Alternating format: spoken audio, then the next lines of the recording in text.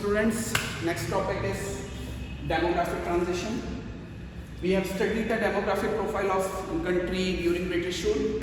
India में सबसे first population census हुआ था 1881 और लास्ट पॉपुलेशन सेंसस हुआ था अभी 2011 में। 2021 जो अभी करंट ईयर चल रहा है इसमें पॉपुलेशन सेंसस होना था बट ड्यू टू कोविड ये अभी डिलेड हुआ है। So let's see when it is going to happen. First time Indian population हुआ था 1881 में। 10 ईयर्स के गैप पे पॉपुलेशन सेंसस होता है। अब दो इंपॉर्टेंट ईयर्स इंडिया में आ रहे हैं। एक तो 1921 के ईयर को हम कहते हैं इंडियन 1921 के ईयर को इंडिया में ईयर ऑफ ग्रेट डिवाइड कहा जाता है। ईयर ऑफ ग्रेट डिवाइड का मतलब क्या है कि इससे पहले जब भी पॉपुलेशन हुई थी या पॉपुलेशन सेंसस हुई थी यानी 1881, 1891, 1901, 1911, 1921 तो कभी तो पॉपुलेशन ओवरऑल पॉपुलेशन बढ़ती हुई नजर आती तो कभी अगली बार जब पॉपुलेशन सेंसस हुआ उसमें पॉपुलेशन घटती हुई नजर आ रही। मतलब एक ट्रेंड सेट नहीं हो पा रहा था। कभी पॉपुलेशन ओवरऑल पॉपुलेशन बढ़ जाती कभी घट जाती। लेकिन आफ्टर 1921 हमेशा पॉपुलेशन हमारी बढ़ी है। यानी 1921 के बाद जब भी पॉपुलेशन हुई 1931 पॉपुलेशन सेंसस हुआ 41, 51 एंड सो ऑन हमेशा टोटल पॉपुलेशन में इंक्रीज ही हुआ है। इससे पहले कभी इंक्रीज होता हुआ दिखता था कभी डिक्रीज होता हुआ दिखता था। तो ये है ईयर ऑफ ग्रेट डिवाइड। दूसरा 1951 हमारे यहाँ ईयर कहा जाता है year of population explosion. Year of population explosion का मतलब था कि 1941 तक जो हमारी पॉपुलेशन ग्रोथ थी वो स्टेबल थी। मतलब इंक्रीज तो हो रहा था बट वो इंक्रीज इस रेट से था कि हमें घबराने की जरूरत नहीं थी।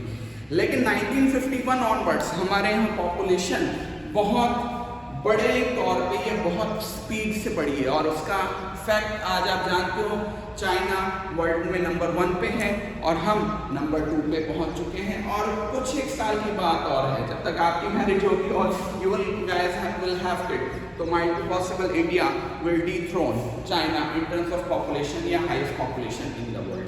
तो ये दो इंपॉर्टेंट ईयर्स हमारे यहाँ। अब देखिएगा पॉपुलेशन के हाई होने की वजह से नुकसान क्या होता है। नो डाउट इससे हमें बहुत बड़ा वर्कफोर्स मिलेगा बट एक बात सोचिएगा कि भाई जितनी पॉपुलेशन ज़्यादा होगी उतनी ही पॉपुलेशन की डिमांड्स भी होंगी और अगर हम उन डिमांड्स को पूरा नहीं कर पा रहे हैं तो हम पॉवर्टी की तरफ मूव कर जाएंगे। आपने पॉवर्टी चैप्टर डिस्कस किया हुआ है। पॉवर्टी का होल सोल सबसे पहला इंपॉर्टेंट रीजन है सब कुछ हटा के सिंपल एक लाइन में एक प्राइम रीजन माने तो population is the prime reason for poverty और हमारे यहाँ सेकेंड लार्जेस्ट पॉपुलेशन है तो पॉवर्टी का ग्राफ उतना ही हाई है।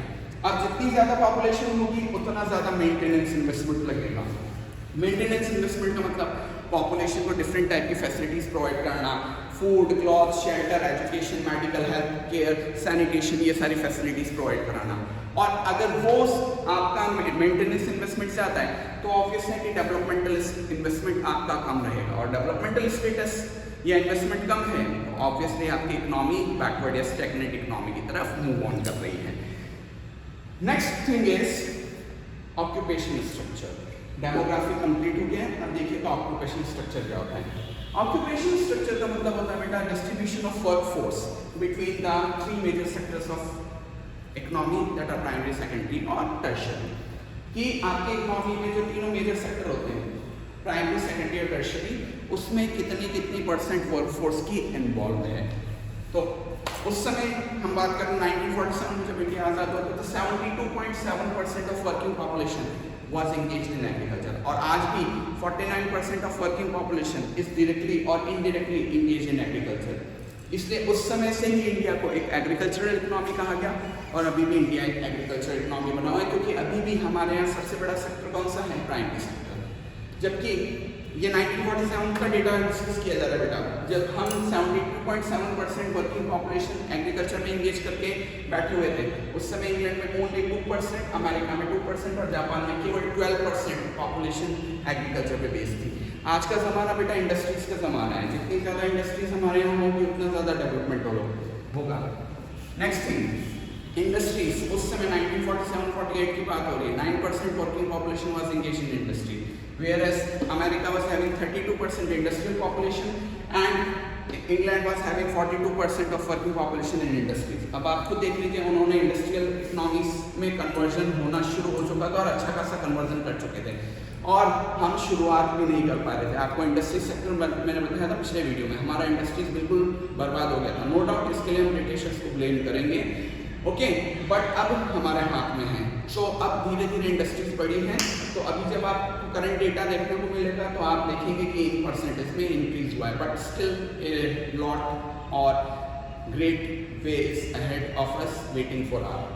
नेक्स्ट इज ऑब्वियसली कि भाई 72% सबसे ज़्यादा वर्किंग पॉपुलेशन एग्रीकल्चर में चली गई, केवल 9% यहाँ आ रहा है, तो अराउंड रफली 20% will be there in service sector. तो आप देख सकते हैं कि जब इंडिया आज़ाद हुआ था, इंडिया के तीनों जो मेजर सेक्टर थे वो बैलेंस्ड नहीं थे। एक सेक्टर सबसे ज़्यादा ग्रोथ शो कर रहा था, लेकिन इसका जीडीपी ग्रोथ में पार्टीशन उतना नहीं था। मैंने आपको पिछले वीडियोस में बताया था, ओनली 50% या 49% जीडीपी में कॉन्ट्रीब्यूशन था। तो ओवरऑल हमारे बैलेंस्ड ग्रोथ नहीं हो पा रही थी और हम एक बैकवर्ड इकोनॉमी के साइन शो कर रहे थे।